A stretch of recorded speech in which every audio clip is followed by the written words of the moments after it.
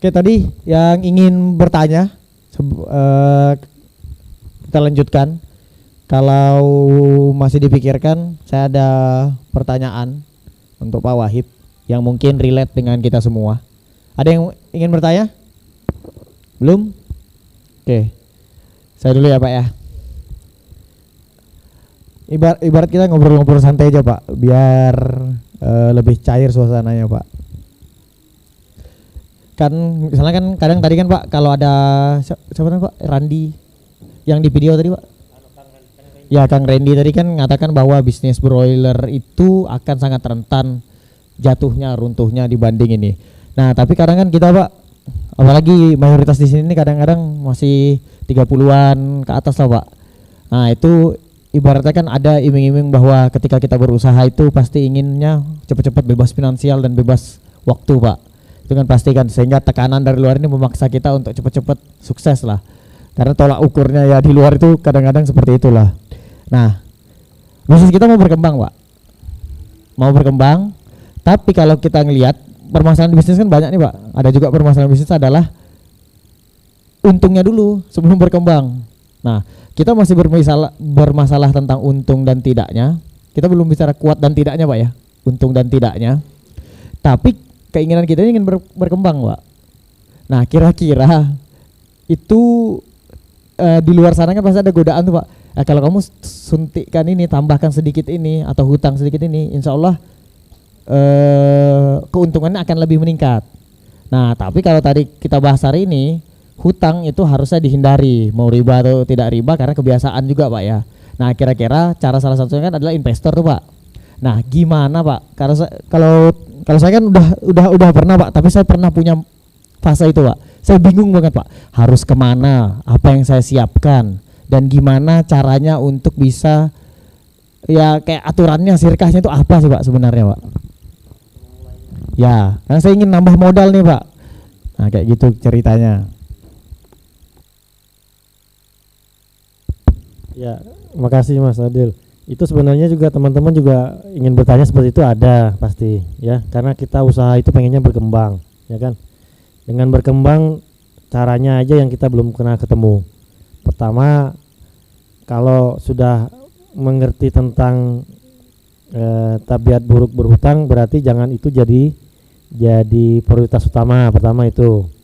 Kalau itu jadi prioritas utama, ya tunggu aja masanya gitu ya. Tunggu aja masanya bahwa akan mengalami masa-masa yang sulit gitu ya.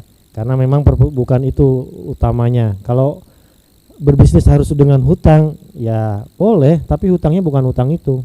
Hutang yang dagang boleh, dengan supplier kita minta tempo boleh, ya kan?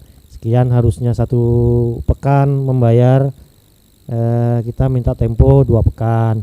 Nanti sudah kenal dengan suppliernya, kita minta tempo 1 bulan. Nah itu yang Mbak Mega tahu itu, yang kalau sembako paham dia tentang itu.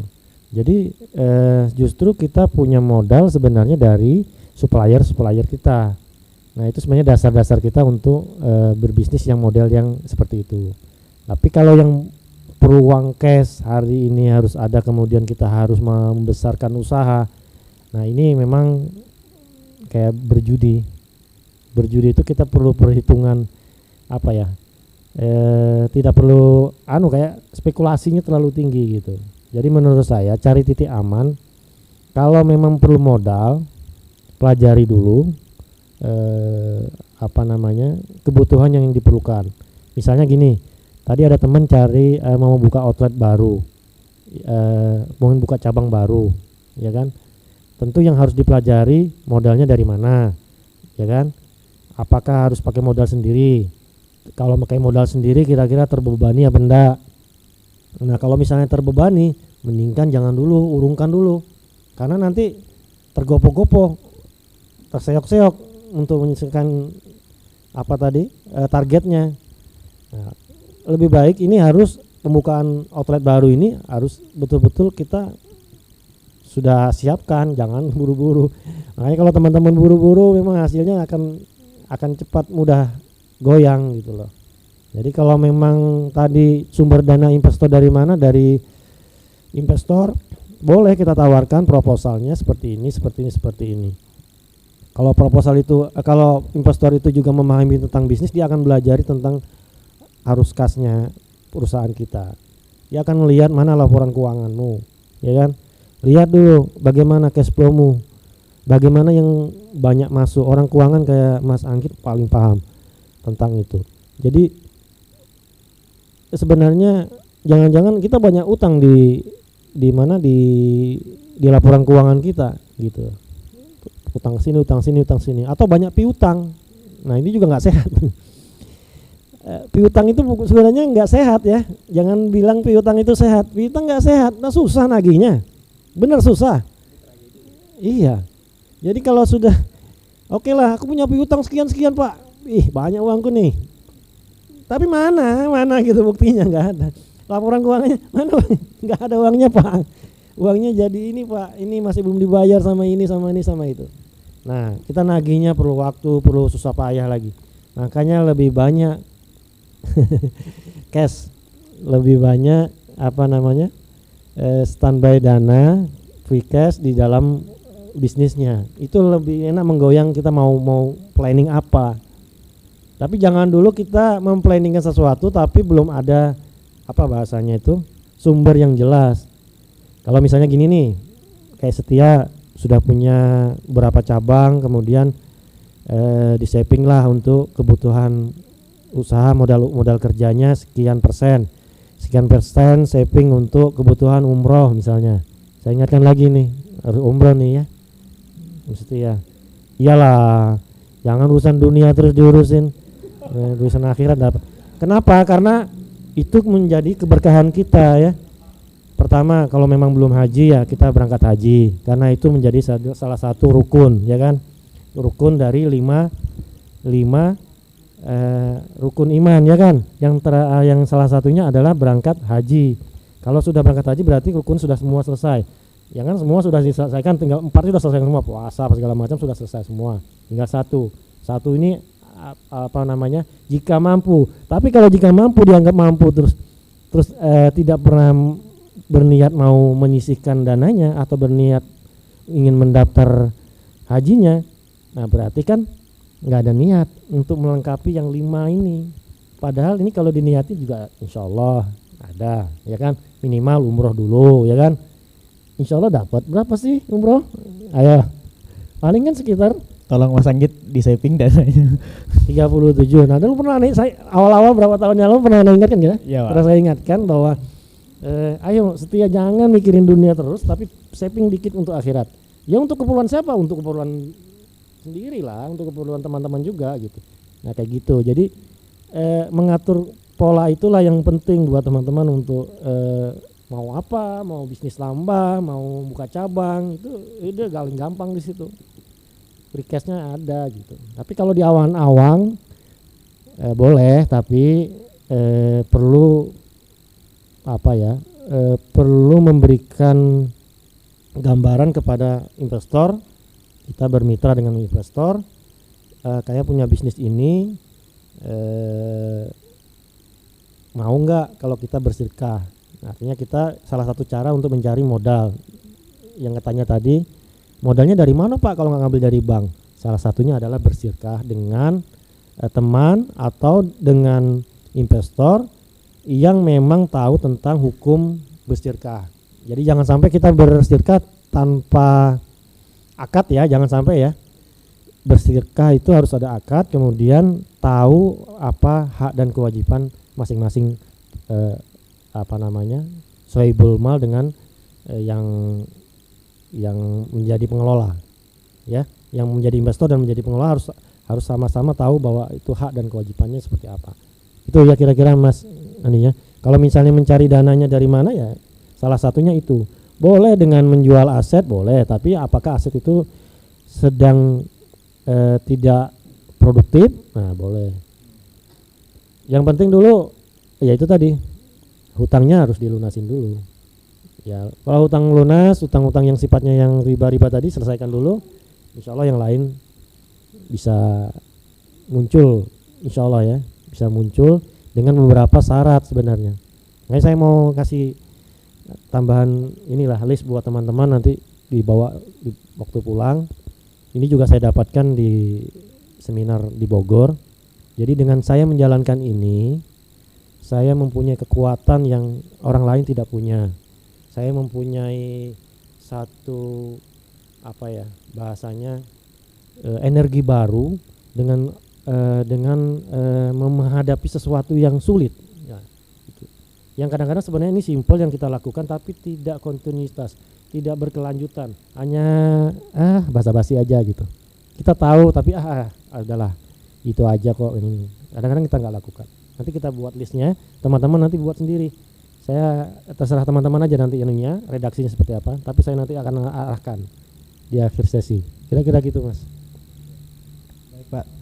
Tes. Baik Pak, terima kasih. Saya simpulkan tadi berarti fundamental bisnisnya dulu yang harus diperkuat Pak, dengan cara membuat bahkan ya laporan keuangan. Ini menyangkutnya teman-teman UMKM nih Pak. Kadang laporan keuangan disepelekan ya, karena ini mencegah kebocoran bahkan sampai menilai bisnis kita sehat apa tidak sehat ini dari laporan keuangan Pak ya. Kemudian sebagai investor ya dia harus tahu bisnisnya, sehingga kita itu harus bisa pandai menjelaskan kepada investor, dan syirkahnya harus jelas, jangan sampai ada yang terzolimi satu sama lain. Lebih baik ya no piutang dan hutang ya, karena dua-duanya bukan tidak ada yang lebih bagus. Nah, dan juga ternyata investor itu bukan jalan satu-satunya, tapi cuma salah satu Pak ya. Jadi investor itu tidak wajib, kita bisa juga kumpulkan dari dana kita sendiri. Makanya ada istilah cash is king ketika memang ada pandemi di mana cash itu sangat-sangat berarti. Nah, ini semua diawali dari kepandaian kita mengelola keuangan kita. Dapat untung jangan langsung HP, mobil Pak ya. Tuh, tapi umroh juga Pak ya. Siap Pak. Oke. Nah, selanjutnya untuk teman-teman, ini Pak Wahib ada menyediakan 4 buku Pak ya. Iya. Nah, ini teman-teman istilahnya sering kami bahasakan ini buku ketika ada Pak Wahib maka buku merah akan keluar. Nah, buku merah ini teman-teman, pertama kali saya ketemu Pak Wahib di Wong Solo, buku merah ini langsung keluar. Langsung pada saat itu memastikan apakah memang fundamental setia itu bagus apa tidak untuk disirkahkan. Nah, ini sudah saya baca dan ternyata memang sangat-sangat mengingatkan sekali. Nah, silakan, daripada saya spoiler, silakan kalian baca sendiri biar oh gitu tidak jadi Nah, seperti itu. Nah, jadi teman-teman, paling ini yang dibagi ini teman-teman yang mungkin paling antusias bertanya atau paling aktif. Dan juga nanti Pak Wahib bisa pilih sendiri mana kira-kira, atau dari muka-mukanya kayaknya ingin berhutang nih. Nah, tiba-tiba langsung, nah nih, biar gak jadi. Ya, karena memang ini Pak ya, memang agak sulit Pak ya diberikan pemahaman seberapa tidak enaknya berhutang Pak ya. Ketika memang pada saat kita belum melewati fasenya. Nah, jangan sampai gitu loh. Kita udah baik-baik berbisnis, tapi kemudian bisnis kita jadi nggak tenang karena berhutang. Kita bahkan belum bicara ribanya Pak ya, baru berhutangnya. Oke, kita lempar lagi, ada pertanyaan? Ya.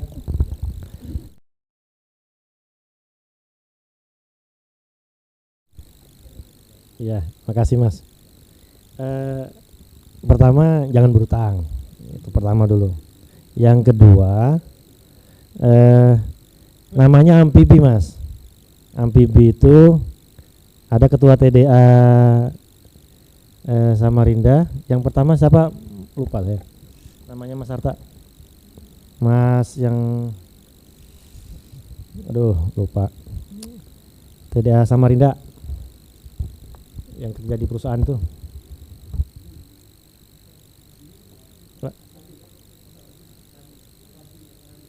Bukan. Ada yang pertama, yang paling awal. Kerjanya di Geosepik. Siapa lupa nih? Mas Jainal Afandi. Mas Jainal Afandi itu dia pekerja, gajinya lumayan gede di perusahaan tambang yang bergerak di bagian lab itu. Tapi beliau juga senang berbisnis gitu. Ya pengennya usaha juga gitu kan. Nah, akhirnya beliau masuk di TDA, malah diserai jadi ketua TDA waktu itu. Yang dia membawai banyak-banyak pengusaha-pengusaha ya kan.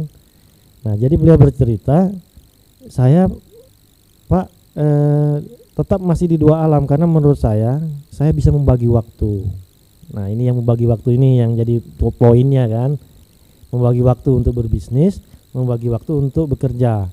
Jangan sampai nanti bekerjanya bolos banyak bolosnya baru bisnisnya banyak. Bisnisnya jadi kan terjolimi nih, mendingan salah satu dipilih. Jadi membagi waktu tuh hal poin yang paling penting. Kalau memang bisa membagi waktu ya nggak apa-apa, sampai jalan bareng. Tapi kalau nggak bisa mending fokus deh satu. Yang satu yang pasti yang mana? Yang pasti itu ya berusaha lah menurut saya, karena itu sudah tuntunan Rasulullah. Kalau memang mau jadi menunggu jadi PNS ya silakan, nggak apa-apa. Tapi itu pilihan, ya kan? Kalau ada rencana mau penghapusan, berarti jangan kecewa nanti kalau dihapus kan gitu. Nah, intinya adalah kalau mau mulai usaha memang kalau nggak tahu ilmunya, kadang-kadang kita berdasarkan pikiran kita. Nah, berdasarkan pikiran kita nih kadang-kadang sukanya gagal. Karena ilmu bisnis nggak bisa makanan kita enak. Ini makanan enak nih. Saya buat enak banget. Menurut saya paling enak. Gitu ya, menurut saya paling enak nih makanan. Saya testimoni ke sama tetangga saya, kasih gimana? Enak banget Pak, ini enak ini. Saya kasih testimoni ke teman-teman saya, enak, dikasih tapi dikasih loh ya, bukan beli ini. Enak. Jadi dia pede banget dengan ini produk saya yang paling enak sedunia, ya kan? Ternyata dirasa juga sebenarnya enak gitu, tapi ya menurut orang yang jujur ya standar, maksudnya biasa gitu. Tapi kalau dia nggak punya ilmu tentang cara menjual, ya kan gini cara menjual ada ilmunya. Bagaimana mungkin harus main reseller kah, atau mau buka outlet secara offline atau mau ghost kitchen, itu kan pilihan. Nah, teknik digital marketingnya jalankan, perlu biaya iklan, biaya brosur, ya kan. Nah, itu kan belum Anda jalankan mungkin. Nah, tentulah pasti gulung tikar. Nah, kadang-kadang mentalnya di situ. Ya, mental menurut gagal. Nanti aku mau buka lagi, kayaknya gagal lagi. Nah, begitu terus. Nah, sekarang mumpung di TDA, ini teman-teman nih pada jago-jago semua nih. Digital marketing segala macam, ghost kitchen sudah pada berjago semua. Waktunya teman-teman sampean bertanya bagaimana cara mulai awal, bagaimana, karena masing-masing variasi berbeda-beda. Sampean harus memilih dulu marketingnya apa, karena yang mau dijual ini kan sesuatu yang orang melalui jalur gitu loh, bahasanya gini. Ini kita ini linknya ini mau diapain nih produk, mau dijual secara online atau mau offline. Kalau mau misalnya online boleh, berarti kita harus punya toko, ya kan. Tokonya standarnya seperti apa, kemudian rencananya bikin bannernya yang menarik seperti apa, itu kan punya standarnya masing-masing. Nggak mesti langsung kita aku mau jualan besok gini kan susah. Jadi kadang-kadang itulah, jadi ilmunya memang harus ditambah. Teman-teman di TDA saya senang sekali sejak awal kita di TDA bahasa tentang kita berbagi itu sangat kental. Jadi kalau kita punya masalah tentang pola bisnis, orang kadang-kadang memang bisnisnya sama ya, tapi kadang-kadang tidak menjatuhkan juga, saling support. Misalnya bisnis susu Setia, banyak juga yang punya Coming Soon, punya juga, dia juga di TDA. Gak apa-apa kita sharing-sharing, gimana tuh di Setia kok bisa membuka cabang, Coming Soon belum, sabar kata Coming Soon kan. Kita perlu strategi kan gitu, strateginya apa, nah seperti itu. Jadi nggak apa-apa sama-sama jual roti, nggak apa-apa sama-sama jual sembako, nggak apa-apa juga, ya kan.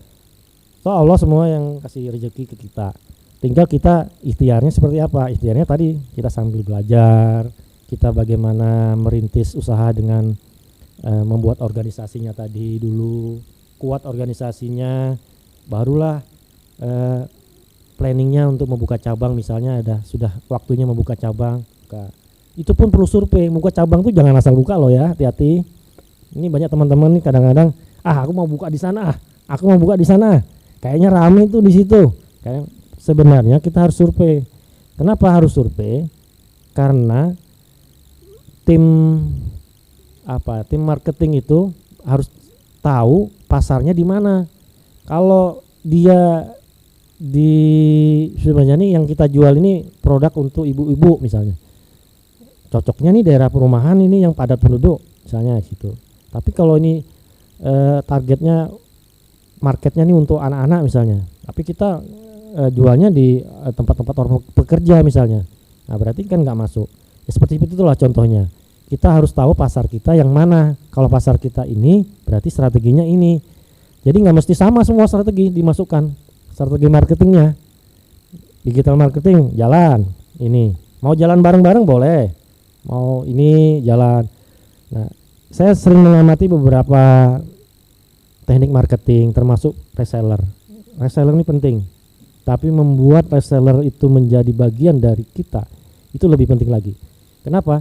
Karena ujung tombaknya di reseller bisnis kita. Kita di rumah aja santai-santai, kita buat produksi, kita buat produk yang bagus, kemasan bagus, udah kita drop ke reseller. Reseller menjual dengan berbagai macam caranya dia, dengan apa dia. Reseller lah kuncinya. Makanya mencari reseller yang kuat, yang tahan banting, yang pintar, misalnya lincah, nah itu penting. Itu yang harus kita pelihara. Ada roti di Balikpapan. Rotinya sebenarnya sih sama. Kan roti itu dilihat dari bahannya. Kalau bahannya itu premium, rotinya pasti enak gitu. Tapi kalau bahannya standar, ya rasanya standar. Ini mempengaruhi harga.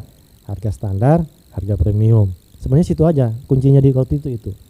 Nah, jadi teknik marketingnya berbeda. Mungkin dengan itu kemasannya dibuat bagus, ya kan? Kemasan dibuat bagus, walaupun rotinya mungkin agak standar, tapi kemasannya cakep. Teknik marketingnya reseller menjualnya baik, akan lancar. Dan itu saya amati, wih cakep, cabangnya di mana-mana dengan bentuknya reseller aja. Bukan kayak diserahi ke kita, buka outlet, biayanya dari kita, bukan. Sebenarnya lebih simpel pakai reseller, dia yang membiayai sendiri outletnya dia gitu. Nah itu, tapi membangun itu perlu ilmu, perlu strategi, dan perlu memang perjalanan yang panjang lah untuk membentuk reseller. Karena reseller sendiri kadang-kadang kalau sudah dikena pelanggan yang gini, yang gitu, udah banyak kena bingung. Kemudian kurang begitu lincah menjual gitu bisa juga. Jadi akhirnya udah tutup aja dah, gak laku gitu. Ya, kayak gitulah kira-kira ya. Teman-teman yang main di Ghost Kitchen tuh paham juga itu. Mesti kencang di situnya. Oke. Mas Rahmat tadi ya. Ya tadi apapun pilihannya itu pasti ada ilmunya Pak ya. Bahkan ilmu bekerja pun ada. Jangan-jangan nanti kalau ada penghapusan itu malah suratan takdirnya Mas, harus dipaksa untuk ini kan. Tapi tidak ada yang ini sih, tidak ada yang ini. Silahkan dipilih. Yang penting kalau memang pilihannya adalah berusaha ya dipelajarin, dan ilmunya itu sudah tersebar di mana-mana. Sampai tinggal kitanya aja lagi kan. Bahkan banyak main apa enggak ke teman-teman. Contohnya banyak banget. Bahkan dari jualan yang kecil-kecil sekalipun itu bisa menghasilkan yang luar biasa, itu banyak banget contohnya. Terjawab kira-kira Mas Rahmat ya. Semoga semakin dibukakan dan dilancarkan jalannya menuju apapun yang diimpikan ya. Amin. Oke, paling ada lagi satu pertanyaan? Ya, Mas Hasni.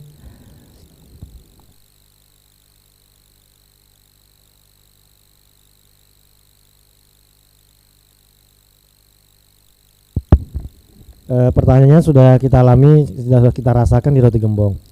Jadi waktu Roti Gembong Kota Raja di Balikpapan lagi booming ya, alhamdulillah ya, itu mungkin Allah kasih kemudahan buat kami.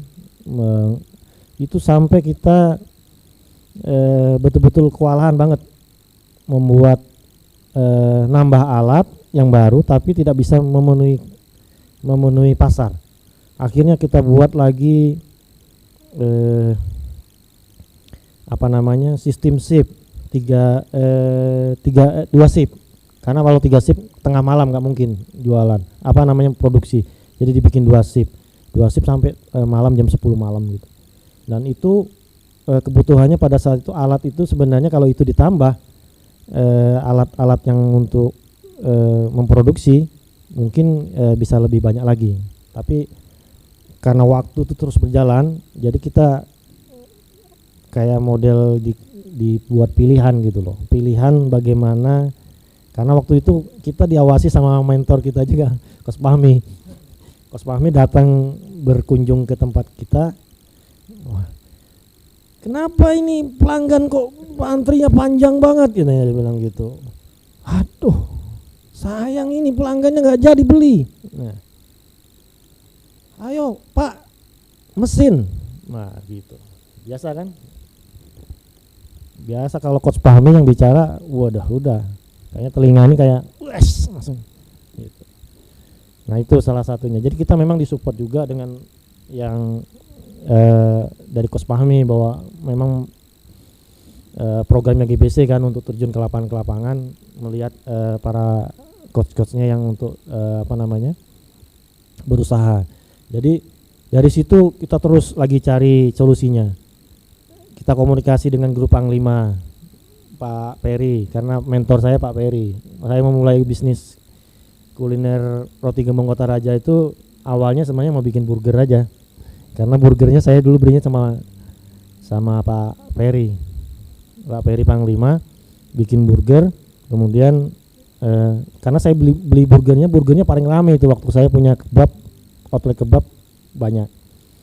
Nah dari situ putar-putar sampai ke roti gembong. Jadi akhirnya yang cerita tadi saya komunikasi dengan Pak Ferry, bilang Pak Ferry juga menyarankan kalau bisa Pak Wahib nambah alat, tapi bukan alat yang mahal, alat-alat produksi yang diperlukan aja. Misalnya kalau mixer misalnya tambah lagi mixernya lebih besar gitu. Nah itu yang kita lakukan. Akhirnya kita berjatuhnya ke situ. Untuk mengatasi itu orang tenaga kerjanya tambah, ya kan? Alat yang mahal belum yang diperlukan tadi seharusnya kita perlukan tapi belum bisa karena konsultan yang nawarin kita alat itu malah bilang sayang Pak kalau pakai segitu. Akhirnya kita belikan mixer yang lebih besar. Akhirnya itu tadi tapi belum bisa menutup kemungkinan masih banyak lagi yang artinya pada saat itu baru 2 outlet dan kebutuhannya sampai lumayan ribuan roti per harinya. Jadi ya betul-betul memang buat kami berkah lah buat perjalanan bisnis kami di roti gembong, sehingga ini menjadi dasar kita cash flow-nya bagus, jadi omset bagus, cash flow-nya jadi bagus, saldo lumayan, jadi kita belikan lagi alat, selalu begitu. Nah sampai akhirnya beberapa cabang yang ada gitu. Nah kembali kepada pertanyaan yang kedua tadi ya, apa yang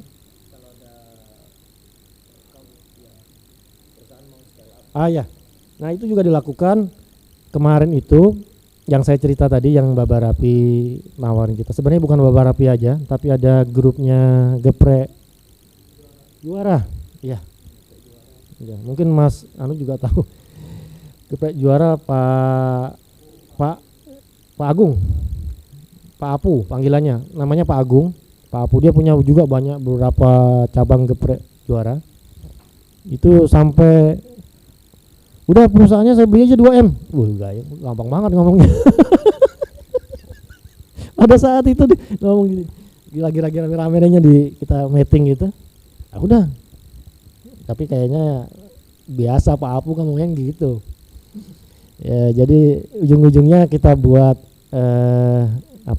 bahasanya kelanjutannya beliau masih banyak pertimbangan. Karena bukan hanya Pak Apu yang ada di situ. Nah, Pak Apu ini polanya sama dengan dia tidak menggunakan dana-dana dari perbankan, tapi menggunakan dana-dana investor. Jadi kayak kumpulan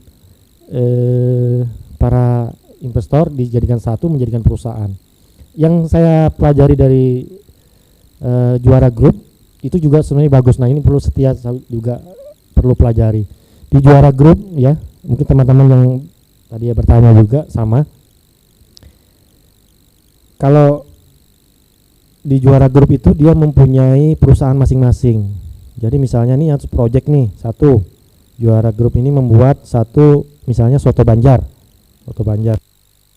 Nah soto Banjar satu ini dibuat grup besar, kemudian bagian pengadaan sotonya atau bagian apa-apanya lah bahan bakunya segala macam itu punya perusahaan sendiri berbentuk PT. Kenapa dia suka berbentuk PT? Karena PT lebih nyaman katanya daripada CP. Kemudian bagian penjualan outlet dia bikin perusahaan sendiri. Terus di bagian yang lain dibikin perusahaan sendiri, ekspedisi sendiri. Jadi polanya seperti itu sang juara itu. Ya saya nggak tahu kelanjutan bisnisnya, tapi dengan dia membuat seperti itu memang benar. Jadi masing-masing punya keuntungan masing-masing. Ini juga punya keuntungan masing-masing, ini juga punya keuntungan masing-masing. Tidak terbebani masing-masing. Jadi punya target. Bagian produksi dia harus untung. Untuk menggaji karyawan produksi dia harus ngambil dari uang produksi, bukan ngambil uang dari penjualan. Nah yang kebanyakan kita lakukan adalah uang dari penjualan kita ambil semua, kita bagi sana sini. Tapi kan ini berbeda perusahaan. Nah, gitu. Nah polanya seperti itu. Jadi investor melihat itu nanti akan melihat laporan keuangan kita tadi. Ya kembali kepada pertanyaan yang kedua tadi, dia lihat laporan keuangan dulu. Kalau keuangannya ini bagus, cash flow-nya bagus, utangnya juga kelihatannya tidak ada, ya kan? Makanya utang dagang berapa, mungkin ke supplier segala macam, tapi di cash flow-nya keuntungan laba bersihnya bagus. Nah berarti itu menjadi faktor dia mau ngambil apa enggak. Karena kalau itunya nggak jelas, badan usahanya juga sampai harus membuat badan usaha yang betul-betul sekarang ini harus dibuat. Kalau orang kan pasti lirik, ini kalau perusahaan badan usaha ini sudah lengkap belum legalitasnya. Nah kalau belum berarti kan harus sampai lengkapi. Nah, kayak misalnya hakinya. Sini teman-teman yang sudah punya haki siapa? Yang sudah punya haki. Hak intelektual itu merek Atau yang sudah urus? Yang sudah urus. Mas Ivan sudah punya? Yang mana? Kosmetik kan dari sana, dari pusat. Ya pusat berarti yang ngurus. Iya. Yang dari brand sendiri. Bisa ada logo. Oh, merek sendiri. Sekarang proses ke haki. Alhamdulillah. Iya. Teman-teman yang lain ada brandnya yang sudah didaftarin ke haki? Sudah keluar. Lama, ya. Alhamdulillah. Iya, karena prosesnya 2 tahun. Iya, lama banget prosesnya. Ya, jadi ada hak banding di haki sana. Kalau tidak ada yang 2 tahun dia bisa keluar baru suratnya. Jadi lama proses itu. Makanya kalau mau proses sekarang. Jadi 2 tahun yang akan datang bisa sudah dipakai. Iya. Roti Gembong punya R di belakangnya. Ya insya Allah kalau kita mau lanjutkan lagi ke TM, trademarknya. R itu register, makanya ada tombol R-nya. Iya. R sudah jadi. Ya. Jadi itu nanti biasanya kalau linknya sih kita lewat konsultan. Bisa juga lewat dinas. Dinas itu kadang-kadang, ayo kita buat merek didaftarkan di haki. Nah biasanya dimintai NPWP, mintain surat izin, mintain badan usaha, yaitu laporan keuangan, kadang-kadang minta juga. Tapi sebenarnya laporan keuangan kayaknya enggak sih. Yang diminta itu hal-hal yang bersifat prinsip aja. Jadi kalau memang teman-teman belum mendaftar, sudah daftar aja. Karena nanti di situ muncul hak kita di situ, hak paten hak paten yang ada tertera di haki. Itu berlaku kalau nggak salah 5 tahun, nanti perpanjang lagi 5 tahun. Gitu kira-kira. Ya. Itu paling Mas Hasni ya. Jadi yang nomor 1 itu harus lihat kebutuhannya Pak ya. Jangan dipaksa juga, tapi harus ada perhitungannya yang kira-kira bisa nggak kuat kita memang ngambil itu ya. Dan jangan pakai hutang Pak ya. Ya pastinya. Nah kemudian yang kedua ya pastinya laporan keuangan, karena laporan keuangan akan gambarkan kesehatan dari perusahaan kita, sehingga kita mungkin bisa bilang jualan kita rame, tapi kalau nggak ada cashnya juga bermasalah juga kan. Nah artinya laporan keuangan itu wajib, karena memang kita impian kita kan pasti untuk dilirik lah, untuk perusahaan yang lebih tinggi lah. atau untuk kita sendiri, ya laporan keuangan adalah jalan pertama. Dan itu sangat-sangat disebutkan oleh semua mentor, bahkan sekecil apapun bisnis kita harus ada laporan keuangannya. Paling kita akhiri sesi ini ya. Pak Wahib tadi ada mau ngasihkan PR untuk teman-teman 3 poin itu. Ya. Jadi poinnya harap dicatat. Saya sebenarnya pengen teman-teman mempunyai keinginan yang kuat untuk menyelesaikan hutangnya gitu ya. Baik itu hutang yang sendiri maupun hutang yang ada ribanya. Tentu yang lebih berat yang ada hutang ada ribanya. Tentu teman-teman semua pasti punya hutang. Dimanapun hutang itu mungkin kecil, mungkin besar, mungkin juga sangat besar ya. Jadi itu nilai jangan jadikan patokan, tapi itu tadi hadis-hadis dan dalil-dalil yang ada di Al-Quran menyatakan tentang hutang itu menjadi poin teman-teman bagaimana melanjutkan bisnis ini, usaha sampean, baik kewajiban kita sebagai individu mendakwahkan ini ya kan, tentang bagaimana tabiat buruk berhutang. Jadi poinnya sebenarnya gampang, kita membuat list. Kegiatan ini adalah kegiatan rutinitas ya. Rutinitas itu selalu kita lakukan. Oke, kita nggak perlu tulis yang wajib ya. Saya minta 10 aja, tulis 10 minimal, tapi boleh lebih. Lebih bagus lebih. Karena ada kekuatan tambahan kalau lebih. Minimal 10. Satu, isinya adalah kalau berkenan dengan wajib ya kan, amalan-amalan wajib itu amalan-amalan yang sudah biasa kita lakukan, jadi nggak perlu tulis ya. Amalan-amalan wajib itu sudah, kalaupun kita tinggalkan pasti kita akan berdosa kan begitu, jadi nggak perlu itu seperti sholat wajib 5 waktu, puasa di bulan Ramadan ya kan, itu nggak perlu ditulis. Jadi yang perlu ditulis adalah kegiatan hari-hari dengan berdasarkan sunnah. Apa sunnah-sunnah yang kita lakukan? Sunnah-sunnah yang kita lakukan mungkin yang biasa, ini contoh aja, boleh teman-teman pilihlah. Puasa misalnya Senin dan Kamis, atau mau puasa Nabi Daud silakan Senin, Selasa buka, terus kemudian Rabu baru puasa lagi, silakan aja, pilih aja. Kemudian sholat duha ya kan, sholat duha, sholat tahajud, ini salah satu poin-poin yang ada di 10 itu. Boleh lebih, boleh enggak ya. Kalau mau lebih bagus poinnya. Kenapa? Ini menjadi dasar teman-teman nanti akan melangkah. Kenapa? Menjadi pribadi yang baik, menjadi pribadi yang dekat dengan Allah, kita mudah. Kita minta sama Allah lebih nyaman, kita minta apapun dengan Allah lebih mudah. Dan Allah akan memberi, setiap hambanya yang minta Allah kasih.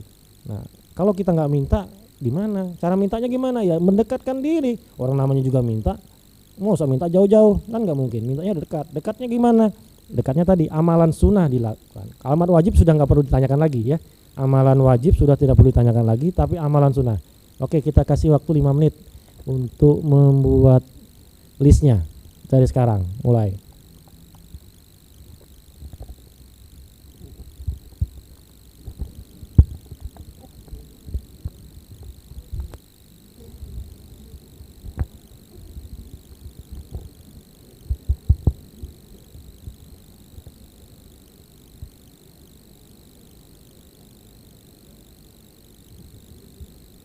Mungkin bersedekah setiap hari, bisa nilainya mungkin disebutkan, bisa. Yang penting rutinitasnya selalu. Atau misal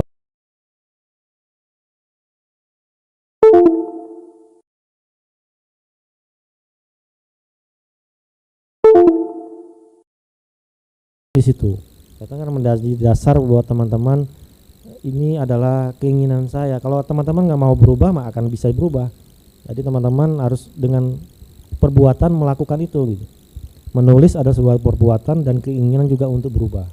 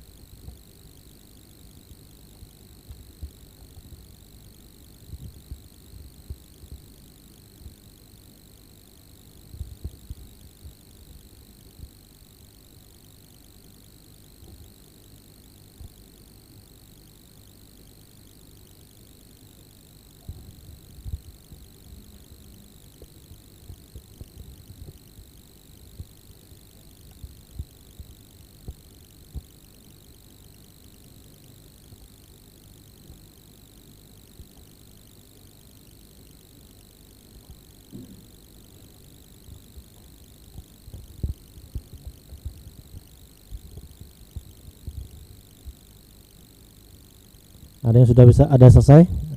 Ada yang sudah selesai? Ada yang sudah selesai? Nggak bisa lebih dari 10 nggak apa-apa. Kalaupun di bawah 10 misalnya sudah mentok, situ bisanya segini Pak, nggak apa-apa. Nyontek boleh Pak? Apa ya sontak? Saya lihat ada sepertinya bingung. Amalan-amalan yang kita lakukan setiap hari tapi rutinitasnya sesuai sunnah. Maksudnya bukan amalan kita datang ke gunung kita minta, itu kan tidak sesuai sunnah. Ini yang dibicarakan kita sesuai sunnah, sesuai tuntunannya. Puasa putih Pak. Ya, jadi kita kan logikanya gini, kita pengen sesuatu kepada Allah, kita ingin berubah, kita ingin lebih dekat dengan Allah, ya tentu kita kan harus mendekat, jangan menjauh. Cara mendekat apa yang dituntunkan? Ya Al-Quran wajibnya sudah oke. Mungkin sunnahnya belum, sunnahnya yang kita sekarang rutinitas. Oke, hari ini, besok udah mulai kita laksanakan misalnya ini. Nanti ini. Insya Allah ya. Jadi teman-teman, saya melakukan ini bukan saya sendiri. Jadi dalam masyarakat tanpa riba waktu di Bogor, semua membuat ini dan poinnya dengan tidak sedikit, poinnya banyak. Terus apa yang saya rasakan? Saya merasakan bahwa ada perubahan diri dalam diri saya. Kenapa? Karena dengan adanya seperti itu kita betul-betul kita serahkan sama Allah apa yang kita inginkan, termasuk bisnis kita. Mau dibawa kemana bisnis kita, ya kan? Mau diapakan bisnis kita? Tentu kan kita nggak mau bisnis kita amburadul, bisnis kita nggak bisa berkembang. Nah, mintalah secara teknis mungkin teman-teman sudah paham dengan ilmu-ilmu bisnisnya. Tapi kalau tidak minta sama Allah tentang keberkahan hidup kita, tentang usaha kita, ke siapa harus kita minta? Ya kan? Yang menciptakan adalah Allah. Nah, ini poin penting ini teman-teman. Kadang ini menjadi sepele, kenapa? Karena kemalasan kita mau berubah, keengganan kita mau berubah. Ini penting ini, ya. Keengganan kita mau berubah, udah nanti aja, masih umur masih muda, begitu kan selalu. Nanti aja, aku masih sibuk ngurusin bisnisku ini. Bu, ini harusnya waktunya ini kita sholat duha ini. Nah, sholat duha boleh 2 rakaat minimal, boleh 4 rakaat, boleh 8, boleh 12, silakan. Kalau mau rinci lagi tulis lagi.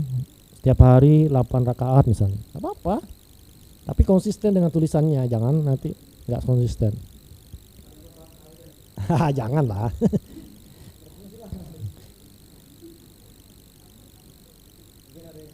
Ada yang sudah kah? Ya, tuh. Alhamdulillah. Nah, ini Mbak Budayang yang duluan. Oh, Sudah punya, alhamdulillah. Oh iya. sudah punya, dapat 2. Sudah ini ya. Oke. Bacakan dulu. Apa itu, Pak? Silakan dibacakan dulu, Mas.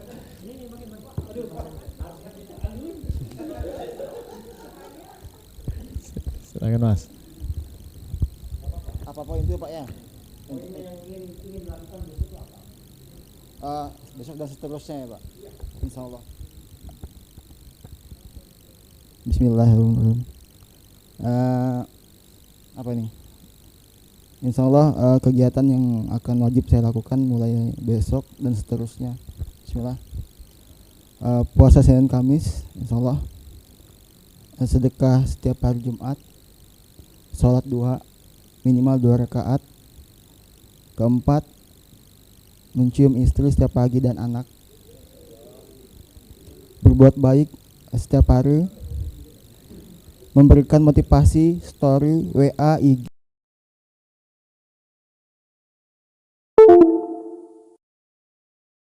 Allah mendekatkan diri kepada Allah dengan lebih baik beribadah dari sebelumnya, insya Allah.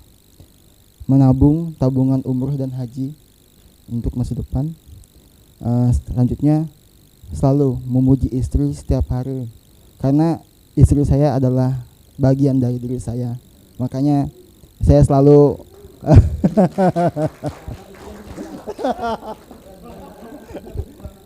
karena dari semenjak saya lulus kuliah sampai sekarang Istri saya selalu mendampingi saya dalam kondisi apapun. Itu aja. Terima kasih.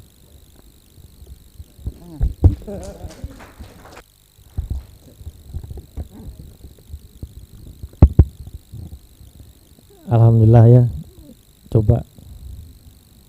Saya juga merinding tuh dengarnya. Iya. Jadi list-list yang ada itu teman-teman sebenarnya bukan apa. Itu buat kita juga, nggak buat siapa-siapa ya. Buat kita juga karena kita kadang lupa dengan hal-hal yang seperti itu dengan kesibukan kita sebagai owner bisnis, ya kan? Kadang kita nggak tahu bahwa bisnis kita itu sebenarnya kuncinya gitu loh. Dengan kita berbuat seperti itu, tentu kemudahan akan muncul. Apalah itu muncul, pasti Allah kasih karena kita sudah membuat itu. Iya. Sekarang siapa yang mau buku kedua? Iya. Mungkin habis direvisi banyak nih Pak. Habis direvisi. Nggak apa-apa ya. Jadi silakan yang buku kedua siapa? Oke. Mas Rahmat.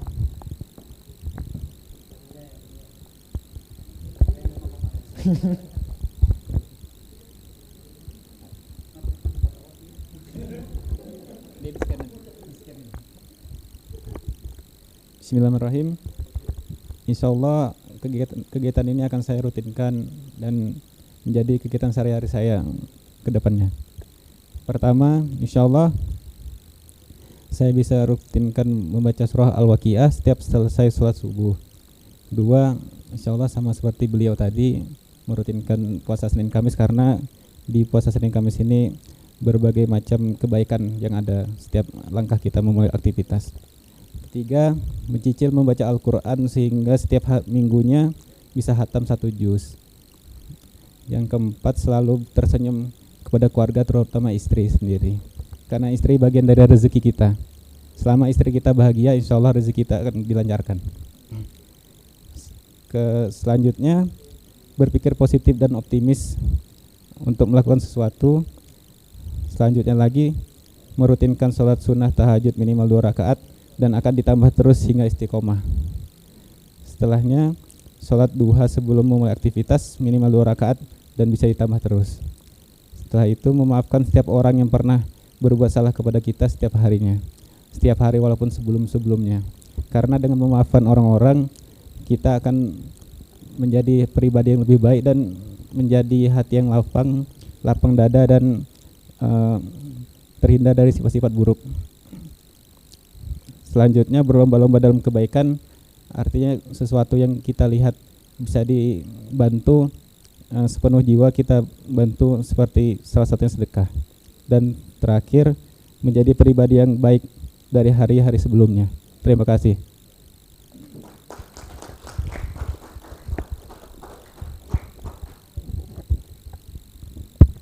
Selanjutnya Pak.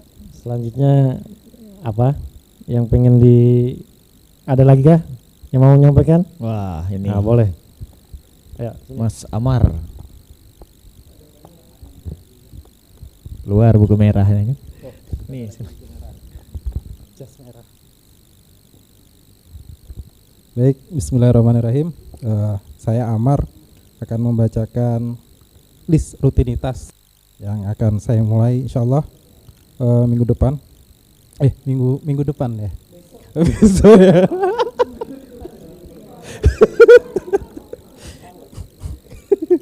Oke, yang pertama saya berusaha dan berjuang untuk melaksanakan sholat sunnah duha lagi. Yang kedua, sholat sunnah wudhu, sholat sunnah taubat. Yang ketiga, ya berusaha dan berjuang kembali untuk puasa Senin Kamis. Kemudian yang selanjutnya berusaha untuk tidak marah dalam 1 hari, berjuang. Kemudian mengintensifkan zikir harian. Yang selanjutnya berusaha lagi untuk tidak mengeluh dalam 1 hari. Kemudian membangun diri untuk menjadi orang yang lebih bersih lagi, lebih wangi. Kemudian sebagai bentuk rasa syukur, berjuang lagi untuk sholat di awal waktu, sholat wajib, karena saya kadang telat Selanjutnya berusaha untuk sedekah 1.000 per hari. Kemudian ada tadabur Al-Quran bersama istri minimal 15 menit dalam satu hari. Baik, terima kasih.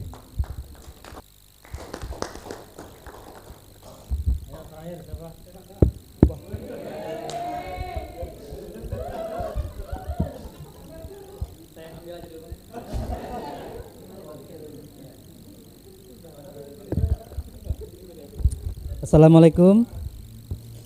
Insya Allah mulai besok semoga istiqomah. Yang pertama merutinkan sholat tahajud, merutinkan sholat duha, membaca Al-Quran 1 juz per hari, sedekah subuh, memulai puasa Daud, mengajar Al-Quran, semoga dihilangkan. Terutama mengajar Al-Quran ini jujur kadang timbul rasa malas. Kalau lagi jam-jam mau ngajar tuh, aduh pengen diliburkan aja muridnya sekali ya. Optimis dan berpikir positif, menjadi suami penyabar karena istri sering ngeluh kalau pemarahan. Yang ke-9, menjadi suami yang bisa menuntun istri sesuai syariat Islam. Yang terakhir, menghilangkan sifat pemalas terutama kalau ketua TDA yang ngasih tugas. Ya, karena ini paling fatal nih. Akhirnya ketuanya kerja sendiri. Seperti itu. Sekian dan terima kasih.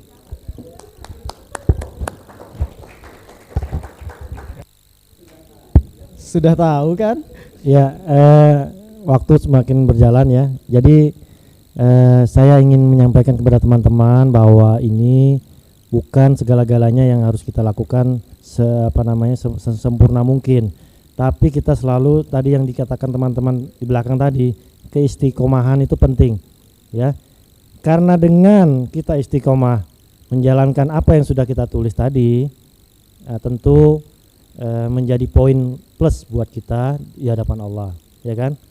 Kemudian boleh saya kasih tipsnya, ya, karena dalam hadis itu saya lupa rinciannya, tapi kalau kita melaksanakan selama 40 hari, ya, saya lupa ya rincian detailnya, sholat, kalau nggak salah sholat atau amalan baik yang selama 40 hari itu kita akan